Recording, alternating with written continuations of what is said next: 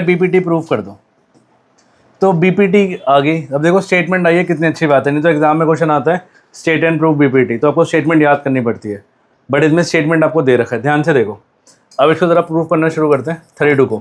पहली बात, अगर आप ट्रायंगल बनाओगे ना तो याद रखना बीपीटी में हमेशा है ना, एक ट्रायंगल का साइड बड़ी और एक छोटी।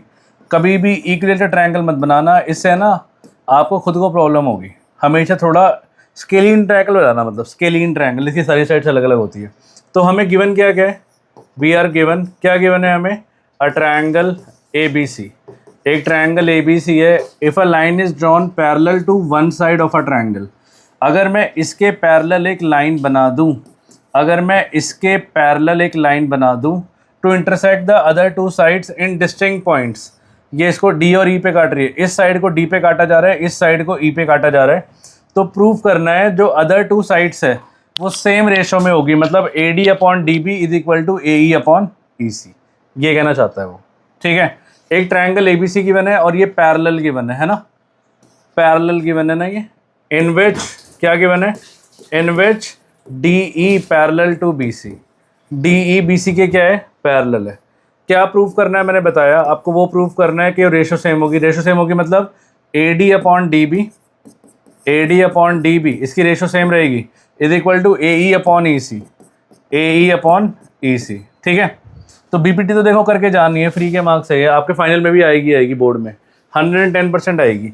वो कह रहे हैं ट्रायंगल गिवन है, मैंने इसके पैरेलल एक साइड बना दी, आपको प्रूफ कर दो मुझे कि A D upon D B, ये अपॉन ये is equal to A E upon E C, ये अपॉन ये होगा।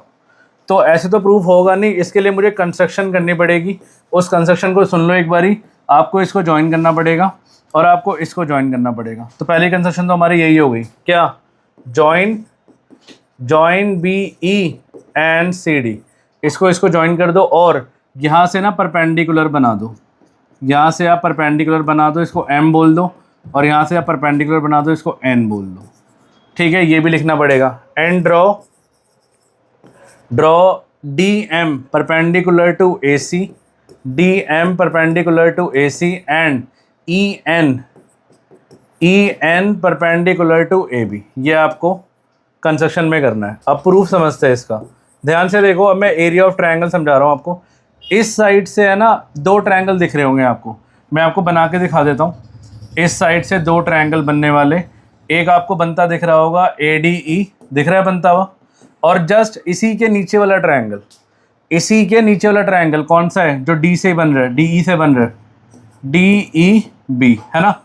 तो आपने इन दोनों का एरिया निकालना है। शुरुआत इससे करनी है, मैंने बोला इस साइड से दो ट्रायंगल बनेंगे, इनका एरिया निकलेगा। अगले में इस साइड से दो ट्रायंगल बनेंगे, उनका एरिया निकलेगा, उनको हम डिवाइड में रख देंगे, आपका आंसर आपके सामने। इतनी इजी होती है बीपीटी, फ्री के मार्क्स होते हैं। ठीक है, ध्यान से सुनो, मैं ये कह रहा हूँ। अब हम करेंगे क्या प्रूफ में, अब हम यहाँ से दो ट्रायंगल लेंगे, इस साइड से दो ट्रायंगल लेने वाले हैं। तो पहला ट्रायंगल जो हम लेंगे वो है आपका ए डी ई, तो area of A D E निकालो, triangle A D E. Formula क्या होता है एरिया ऑफ ट्रायंगल का, वो होता है हाफ इनटू बेस। अब ध्यान से देखो, मैंने इसको बेस लिया है और इसको जो मैंने बनाया था, ये मैंने बनाया इसलिए ताकि मैं एरिया ऑफ ट्रायंगल लगा सकूं। इनटू हाइट, बेस क्या है मेरे पास, बेस है ए डी, और हाइट क्या है मेरे पास, हाइट है ई एन। अब आप बोलोगे हाइट ई एन कैसे हुई, तो देखो मैं एक चीज़ और समझाता हूँ आपको। किसी भी ट्रायंगल में ना हम तीन तरह से एरिया निकाल सकते हैं, किसी भी ट्रायंगल में हम तीन तरह से एरिया निकाले जा सकते हैं। कैसे, ये बेस ले लो और ये हाइट ले लो, नंबर 1, ये बेस ले लो, ये हाइट ले लो, नंबर 2, ये बेस ले लो, ये हाइट ले लो, नंबर 3। तो किसी भी ट्रायंगल का एरिया तीन तरह से निकाल सकते हैं। इस बार मैंने क्या करा, ये बेस लिया, ये हाइट ली। ठीक है, अब इसमें एरिया लगा दिया। अब बारी है इसकी, क्योंकि पहले मैं यहाँ से देख रहा हूँ, अभी मैं उस साइड पे नहीं गया। अब निकालूंगा मैं एरिया किसका, इसका बी डी ई का, बी डी ई का एरिया निकालूंगा। ये भी होगा हाफ, मैंने बोला यहाँ से देख रहा हूँ, तो बेस क्या लूँगा मैं, बी डी। अब हाइट क्या लेंगे हम, परपेंडिकुलर हाइट नहीं है भाई, ये परपेंडिकुलर का मतलब 90 डिग्री होता है, 90 डिग्री ई एन है। आप बोलोगे ये कैसे हुआ, आपने ई एन कैसे ले लिया, ई एन तो ट्रायंगल का पार्ट ही नहीं है। बिल्कुल ठीक बात है, आपको पता है ये ऑब्ट्यूज एंगल ट्रायंगल है। ऑब्ट्यूज एंगल ट्रायंगल, अगर मैं इसकी परपेंडिकुलर हाइट बनाने की कोशिश करूँगा ना, ये बेस लूँगा, ये बेस होगा ना, ये बेस होगा, तो भाई इसकी अगर मैं हाइट बनाने की कोशिश करूँगा तो ये हमेशा ट्रायंगल से बाहर जाएगी, याद रखना इस बात को। तो ये ऑप्टिक्यूज एंगल ट्रायंगल ही तो बन रहा है, ध्यान से देखो ये ऑप्टिक्यूज एंगल ट्रायंगल है। अब मुझे कैसे पता है, क्योंकि राइट एंगल ट्रायंगल यहाँ पे खत्म हो जाता है, ये इससे आगे जा रहा है ऐसे, ऑप्टिक्यूज एंगल ट्रायंगल हुआ ना, इसकी जो हाइट होती है वो हमेशा ट्रायंगल के बाहर ही आती है, ठीक है। तो ये मैंने इस साइड से 2 ट्रायंगल लिख लिए। अब मैं बारी कर रहा हूँ इस साइड की, अब मैं इस साइड से 2 ट्रायंगल लिखूंगा, उनका एरिया निकालूंगा, ठीक है। तो इसको मैं इरेज कर दूं, वही बात समझ आ गई होगी। अब इस साइड से जो 2 ट्रायंगल बनने वाले, देखो ADE बन रहा है, मैं यहाँ बनाया था आपके लिए, एक बन रहा है ADE, और उसके नीचे देख लो, इसी से जो नीचे बन रहा है वो बन रहा है DEC। क्या बन रहा है, ये बन रहा है DEC। अब इस बारे ना इसका एरिया निकाल दो भाई, वही सेम तरीका, यहाँ पे देखो हाइट हमारी DM है, अभी निकाला, जैसे उसका निकाला था वैसे इसका निकालो, निकाले। तो ये होगा एरिया ऑफ ADE, फिर से आएगा। इस बार मैंने बोला, पहले मैंने ये बेस लिया था, ये हाइट ली थी, इस बार मैं ये बेस ले रहा हूँ और ये हाइट ले रहा हूँ, हाफ इंटू बेस मतलब AE इंटू हाइट मतलब DM। क्लियर है बात। इसके नीचे वाला ट्रायंगल कौन सा, एरिया ऑफ DEC, क्या, हाफ बेस, बेस क्या लोगे आप EC, और हाइट क्या लोगे आप, हाइट लोगे आप फिर से DM। रीज़न मैं बता चुका हूँ, रीज़न क्या है, क्योंकि ये ऑब्ट्यूज एंगल ट्रायंगल है ना। अब आप एक काम करो, इसको इससे डिवाइड में रखो, इसको इससे डिवाइड में रखो, तो ये होगा area of ADE upon area of BDE, area of ADE upon area of BDE। रखना ज़रा, ये होगा half into AD into EN, half into AD into EN, और ये होगा half into BD into EN, half into BD into EN। Similarly इसको इससे divide करो, क्या, area of ADE upon area of DEC, ठीक है। ये होगा half into AE, half into AE into DM, और ये होगा half into EC into DM। Clear है। अब जो कट रहा है काट दो, मैं इसको इरेज कर देता हूँ, समझाने के लिए बनाया था, पेपर में बनाना ज़रूरी नहीं है, ठीक है। देखो हाफ से हाफ गया, EN से EN गया, मेरे पास बचा AD अपॉन BD, यही बचा। सिमिलरली हाफ से हाफ गया, DM से DM गया, ये बचा AE अपॉन EC। अब ध्यान से देखो बचा क्या है मेरे पास, जो लाना है वही बचा है, हमें यही तो लाना है, AD upon DB is equal to AE upon EC। But ध्यान रखना, ये दोनों इक्वल जब होंगे, राइट हैंड साइड इक्वल जब होता है जब आपका लेफ्ट हैंड साइड इक्वल होता है। तो क्या आपका लेफ्ट हैंड साइड इक्वल है, एक बार ज़रा देखें। देखो ADE बिल्कुल सही बात है, इक्वल है, बट यहाँ BDE है और यहाँ DEC है, तो ये दोनों इक्वल नहीं है। पहले इन दोनों को इक्वल कर दो। अगर आपने इन दोनों को, देखो ये दोनों तो इक्वल है ना, न्यूमरेटर और न्यूमरेटर, अगर आपने डिनोमिनेटर और डिनोमिनेटर को इक्वल कर दिया तो लेफ्ट हैंड साइड अपने आप किसके इक्वल हो जाएगी, राइट हैंड साइड के। तो मैं कह सकता हूँ AD अपॉन BD जो मैं लाना था is equal to AE upon EC। अब ध्यान से देखो, इसके लिए भी एक कंसेप्ट था, ये चीज़ हमने 9th में पढ़ी थी।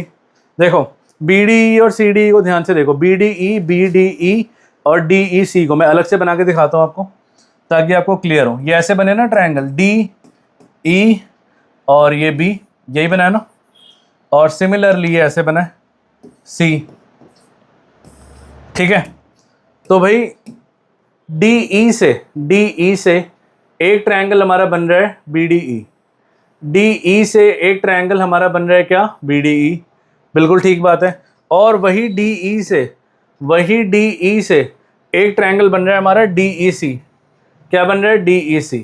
अब इन दोनों ट्रायंगल को आप ध्यान से देखो, इन दोनों ट्रायंगल का जो बेस है वो सेम है ना, बेस सेम है, और ये दोनों लाइनें पैरेलल भी हैं, और ये दोनों लाइनें पैरेलल भी है।